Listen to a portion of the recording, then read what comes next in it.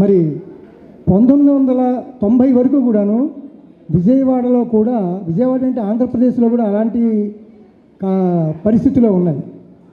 తర్వాత ఈ టీవీ ప్రభావం, తర్వాత ఈ కరోనా ప్రభావం వచ్చి చాలా పలచబడిపోతుంది. దీన్ని అధిగమించడానికి మిత్రులు కొంతమంది కలిసి ఒక ప్రయోగం చేద్దాం అనుకుంటున్నారు. దాన్ని ఈ స్కిట్ తర్వాత మళ్ళా చెప్తాను. ఇప్పుడు స్వర్గం ప్రహసనం.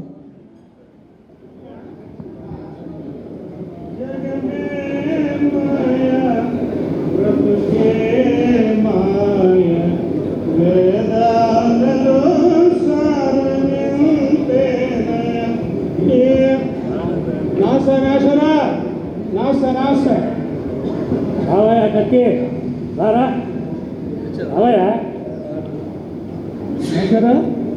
ఇప్పుడు మీరు నన్ను ఏమని పిలిచారు? రావయ్యా కత్తి రా అన్నాను. అంటే రావయ్య కత్తి రా అని పిలిచారా? కానీ రాకూడదా రా కత్తి అని పిలిచారేమో అనుకున్నాను కదండి. సరే, 25 సంవత్సరాలుగా మీ పక్క పోర్షన్లో అద్దెకుంటున్నాను కదా. ఏదన్నా ఒక్కసారి కనీసం కంపెనీకి డ్రింకింగ్ రత్న తాగిపోతే సామ్రాట్ శ్రీ శ్రీ శ్రీ కత్తి శ్యాంప్రసాద్ పిలుస్తామని అనిపించలేదంటే రే రే రే రే బలేవారు మేచారు మీరు. అరే బాబు, అలవాటు నాకు లేదురా బాబు. ఏ అలవాటు? తాగుడు అలవాటు. తాగుడు అలవా? ఏ ఉంటాయన్నా తప్పాయి అంటండి. ఆరోగ్యం పెడిపోతే మటర్లో మానభంగాలు చేస్తే ఆరోగ్యం చెడిపోవాలి, లేకపోతే తప్పు అవుతుంది. కానీ మందులో అయితే తప్పని ఎవడు చెప్పాడంటే వాళ్ళు ఎవరు వేస్తారు.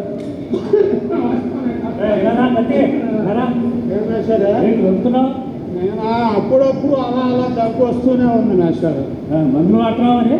మందులు వాడుతూనే ఉన్నానండి, వాడుతూనే ఉన్నాను.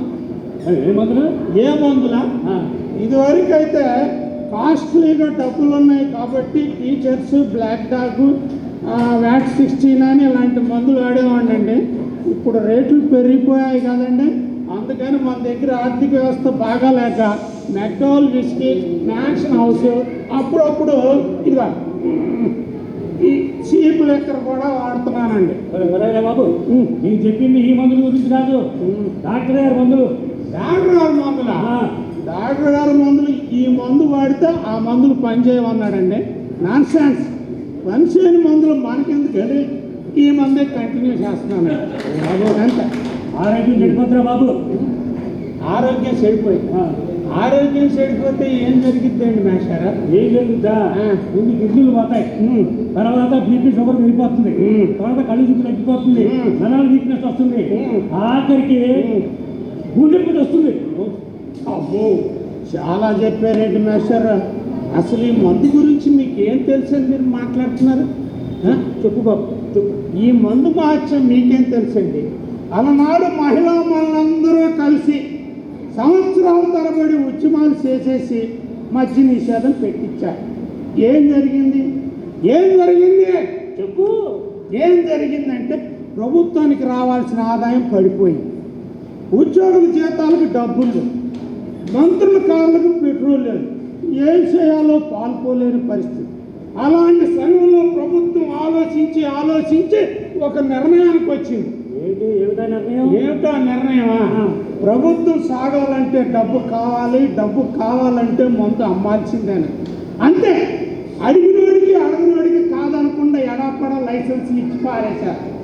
వీధికి బెల్ట్ షాపులు, మల్తాడ్ షాపులు తెప్పించేశారు.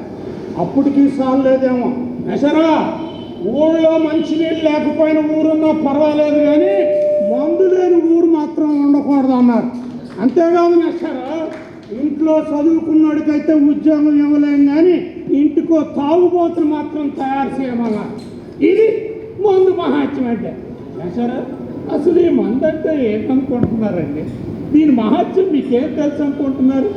ఆదివారాలు, పండగ దినాల్లో మామూలు షాపుల కన్నా మనుషులు వస్తారా రారా, కానీ మా తల్లి మందు షాపులు మాత్రం వచ్చే పోయే వాళ్ళతో నిత్య కళ్యాణం, పచ్చతోరణంలా కలకల ఆడిపోతూనే ఉంటాయండి.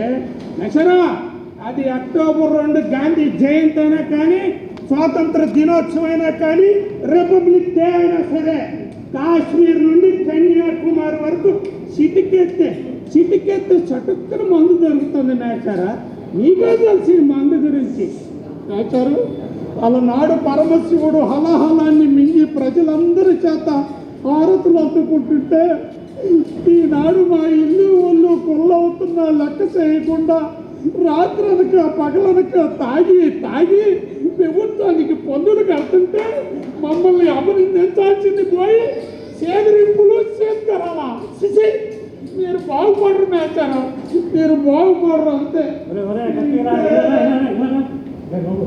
వాడిని ఆరోగ్యం పాడైపోతురా.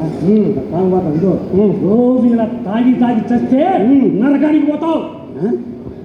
రోజు తాగి తాగి చచ్చినోడు నరకానికి పోతాడా? మరి మందు తాగినోడు నరకానికి పోతే మందు అమ్మినోడు చెప్తే వాడు నరకానికి పోతాడు. ఆడు నరకానికి పోతాడా? మరి మందు షాప్ ముందు సీకులు ముక్కలు అమ్మేవాడు పోతే వాడు నరకానికే పోయేది. ఈ లెక్కన మందు తాగేవాడు ఎవడు పోయినా నరకానికే కదా. అవును. అమ్మ పిచ్చి పంతుల మందు వాళ్ళు అందరూ చచ్చి నరకానికి పోతే అది నరకం ఎందుకు అవుతాడా? అందరం కలిస్తే స్వర్గం అయితే కానీ పాలటేనాచారా. రోజులంతా కలిస్తే నరకానికి కాదంట స్వర్గానికి పోతారట. స్వర్గం కొంతమందికి అది భూతల స్వర్గం అయితే కొంతమంది పైన కూడా స్వర్గానికి ఒక పునాదులు వేసుకుంటున్నారు.